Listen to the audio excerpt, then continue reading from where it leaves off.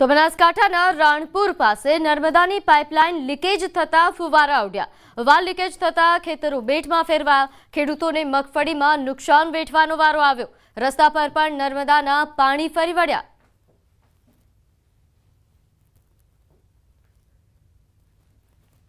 તો આ તરફ અંજાર પાસે આવેલી વેલ્સપન કંપની સામે ગામ લોકોનો વિરોધ જોવા મળ્યો।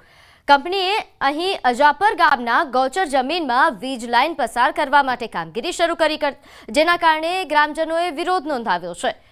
અંજાર તાલુકાના 4 ગામોમાંથી વેલ્સપન વીજ લાઇન પસાર થવાની છે।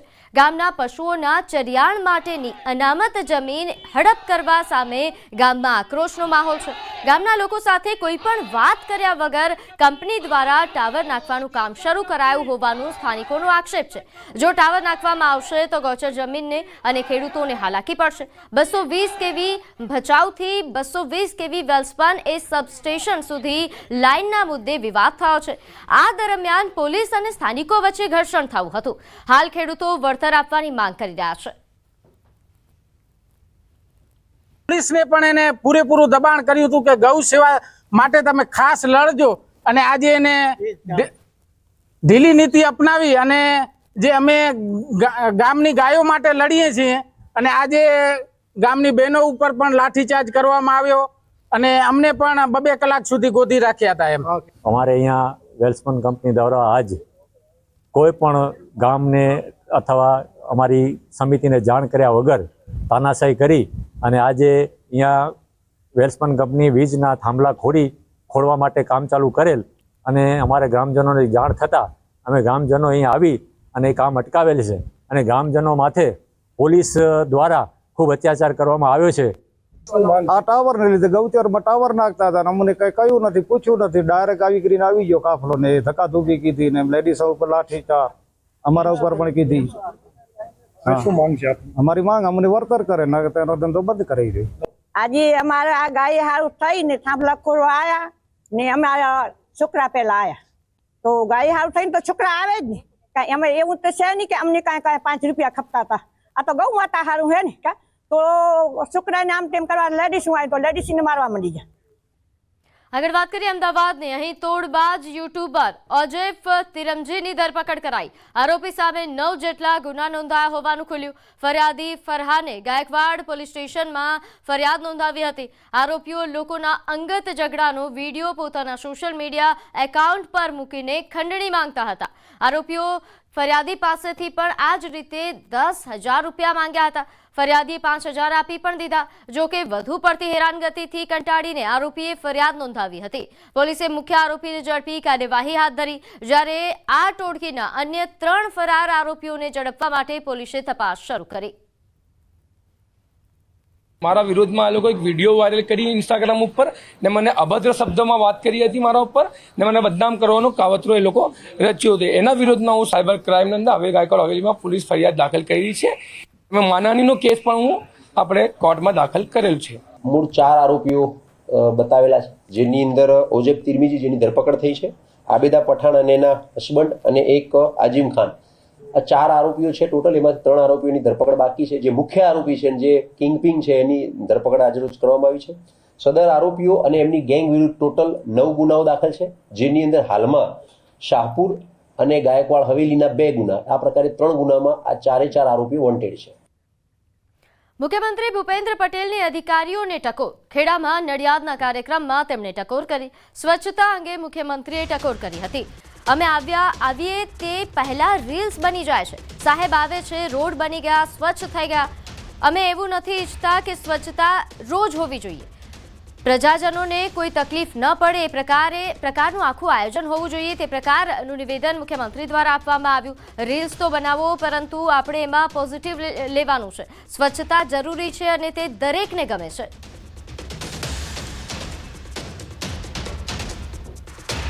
એટલે અહીંયા આવતા પહેલાં રીલ બની ગયું હોય કે સાહેબ આવે છે એટલે રોડ બની જાય, સ્વચ્છતા થઈ જાય, પણ એટલે આપણે એવું ઈચ્છતા નથી। અમે એવું ઈચ્છીએ છીએ કે અમે આવીએ કે ના આવીએ, રોજે રોજ સ્વચ્છતા હોય અને પ્રજાજનોને કોઈ તકલીફ ના પડે એ રીતનું આપણું આયોજન હોવું જોઈએ।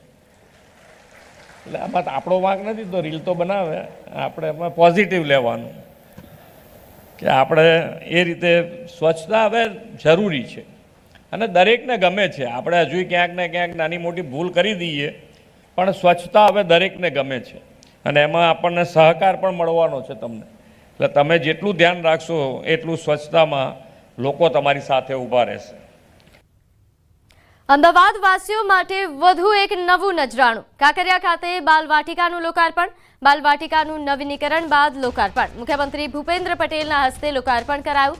મનપા દ્વારા 22 કરોડના ખર્ચે નવીનીકરણ બાદ પીપીપી ધોરણે ફરી બાલવાટિકા શરૂ થશે. ₹50માં બાલવાટિકા ફન કાર્નિવલમાં એન્ટ્રી મળશે. બાલવાટિકા ખાતે અલગ અલગ 21 જેટલી રાઇડ્સ છે. રાજ્યનું પ્રથમ ફ્લાઇંગ થિયેટર અને ગ્લાસ ટાવરનો પણ સમાવેશ થાય છે. શહેરીજનો તેનો પણ આનંદ માણી શકશે. આજથી અમદાવાદના શહેરીજનોને બાલવાટિકામાં પ્રવેશ મળશે. 22 કરોડના ખર્ચે પીપી ધોરણે રીડેવલપમેન્ટ, મોડર્નાઇઝેશન અને અપગ્રેડેશન કરેલ બાલવાટિકાનું લોકાર્પણ કરવામાં આવ્યું છે અને એમાં અમદાવાદ સહિત સમગ્ર દેશમાંથી કાંકરિયા લેકફ્રન્ટની મુલાકાતે આવનાર સૌ પર્યટકો અને તેમાં પણ બાળકો માટે ખૂબ જ ગર્વની બાબત છે. આગળ વાત કરીએ, અત્યારના સમયમાં મોટા ભાગની કામગીરી એ ડિજિટલાઇઝ કરવામાં આવી રહી છે. ત્યારે હવે અમદાવાદ મ્યુનિસિપલ કોર્પોરેશન દ્વારા વધુ એક કામગીરી ડિજિટલાઇઝ કરવામાં આવી. ટેક્સ માટેની તમામ કામગીરી એ ડિજિટલાઇઝ બનશે. અમદાવાદમાં વોર્ડ ઇન્સ્પેક્ટરને 220 જેટલા ટેબ્લેટનું વિતરણ કરવામાં આવ્યું છે. ટેક્સ પેયરનો ફોટાથી લઈને સ્થળ અંગેની કામગીરી માટે ટેબ્લેટનું વિતરણ કરાયું. આ સાથે કોઈપણ ટેક્સ એ પેયર આકારણી માટે ઝોન ઓફિસમાં ફરિયાદ કરશે તો વોર્ડ ઇન્સ્પેક્ટર દ્વારા મકાનની તમામ માહિતી એ ટેબ્લેટમાં એડ કરવામાં આવશે. આમ કામગીરી પણ સરળતાથી થશે અને ઝડપી થશે. આદરણીય પ્રધાનમંત્રી હંમેશા એવું કહે છે કે આવનારા સમયમાં ટેકનોલોજીના આધાર ઉપર સરકાર ચાલે અને એમાં ડિજિટલ ટેકનોલોજી. એટલે આ રીતે આપણે જ્યારે ટેબ્લેટ આપીશું તો જે કાગળ પેન ઉપર કામ થતું હતું હવે ટેકનોલોજીના આધાર ઉપર ટેબ્લેટ ઉપર કામ થશે અને વધુ ચોકસાઈથી થશે. એના ગૂગલ મેપ દ્વારા એના લોકેશન લેવામાં આવશે, ટેક્સ પેયરનો ફોટો લેવામાં આવશે. એ રીતે વધારે પારદર્શી વહીવટ થાય તે આશયથી કુલ મળાઈને 220 ટેબ્લેટ વોર્ડ ઇન્સ્પેક્ટર અને ડીસુ લેવલના કર્મચારીઓને આપવામાં આવી રહ્યા છે. અમદાવાદમાં પિરાણા ડમ્પિંગ સાઇટ પર વેસ્ટ ટુ વન્ડર પાર્ક બનાવવામાં આવશે. 700 એકર જગ્યામાં પાર્ક ઊભો કરવામાં આવશે, જેની કામગીરી 3 તબક્કામાં થશે. રોડ, પાણી ડ્રેનેજ તેમજ ગાર્ડન સહિતની સુવિધા ઊભી કરવામાં આવશે. બીજા તબક્કામાં એ ડમ્પિંગ નિકાલ કચરામાંથી બનતી અલગ અલગ વસ્તુઓ સહિતની વસ્તુઓના ગાઈડન્સ માટે સેન્ટર ઊભું કરવામાં આવશે. ત્રીજા તબક્કામાં મિથેન ગેસ પ્રોડક્શન એ બાયોડાયવર્સિટી પાર્ક, ભવિષ્યમાં આવનાર પ્લાન્ટ માટે પ્લોટિંગ અને ગાર્ડનિંગ સહિતની સુવિધા ઊભી કરવામાં આવશે. હાલમાં વેસ્ટ ટુ વન્ડર માસ્ટર પ્લાનમાં પ્રથમ ટોટલ અમે 3 તબક્કામાં કામગીરી કરવાના છે. પ્રથમ તબક્કામાં જે આખો 700 હેક્ટરનો જે વિસ્તાર છે એ અત્યારે હેફાઝાર્ડ મેનરમાં અત્યારે ડેવલપ થયો છે. તો એને આખો વ્યવસ્થિત ગ્રીડ પેટર્નમાં ડિઝાઇન કરીને સૌપ્રથમ ત્યાં રોડ, રસ્તા, પાણી એની વ્યવસ્થા ઊભી કરવામાં આવશે. એમાં સ્ટ્રીટ લાઇટ બી ઇન્ક્લુડ કરવામાં આવશે, લિનિયર ગાર્ડન બી ઇન્ક્લુડ કરવામાં આવશે અને ઓપન સ્પેસ ક્રિએટ કરીને ત્યાં મોટા પાયે ડેન્સ પ્લાન્ટેશન બી કરવામાં આવશે. બનાસકાંઠાના અંબાજી મંદિર ટ્રસ્ટને 400 કિલો ચાંદીનું દાન મળ્યું છે.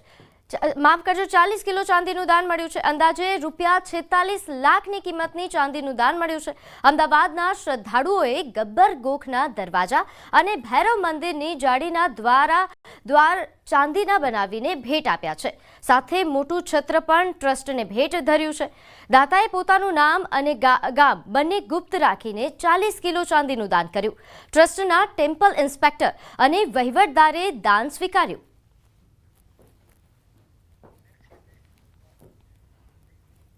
પરંપરાગત આદિવાસી સંસ્કૃતિને આજની પેઢી સાથે જોડી રાખવા માટેનો નવતર પ્રયોગ.